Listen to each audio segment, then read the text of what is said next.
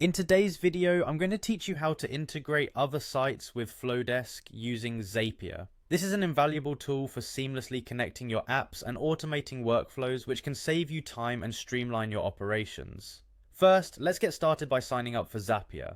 If you're new to Zapier, head over to their website and create an account. It's a straightforward process, much like signing up for any other online service. They'll guide you through with prompts, and once you've set up your account, you're ready to dive into the integration. Next, we'll want to connect Zapier with Flodesk. Start by navigating to Zapier's dashboard. You'll see an option to create your first Zap. Now, a Zap is essentially a workflow that connects your apps and automates tasks. Click on plus create and then select Zaps. Now search for Flodesk in the app directory. Once found, connect it by logging into your Flodesk account through the prompts that appear. This connection is vital as it allows Zapier to communicate with Flodesk effectively. Once Flodesk is connected, it's time to set up a trigger. A trigger is an event that kicks off the workflow. Think of it as the domino that sets everything else in motion. You might choose something like Typeform or Google Forms, especially if you're collecting data through a form on your website. Select your chosen app as the trigger app and decide what specific event will act as the trigger, such as someone filling out a form. Moving on, we need to establish the action.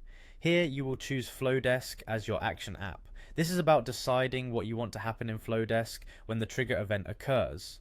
A common action might be adding a subscriber to a specific list, which is extremely useful if you're managing email campaigns and want to streamline subscriber management. One of the most important steps is mapping your data. This is where you ensure that the information from your trigger app, like a name or an email address, is accurately linked to the correct fields in Flodesk. It's essentially pairing bits of information in a meaningful way so everything goes where it's supposed to.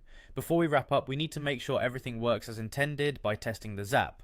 Run the test feature in Zapier to confirm that all the connections and actions work as they should. It's important not to skip this step, as testing verifies that your setup functions properly before going live. Finally, once you're confident that everything is in working order, turn on the Zap. This essentially publishes your automated workflow, and from then on the task will run as setup without needing your intervention. There you have it, a simple way to integrate Flodesk with other sites using Zapier. This setup can significantly enhance your productivity by automating routine tasks, allowing you to focus on more strategic activities. Happy automating?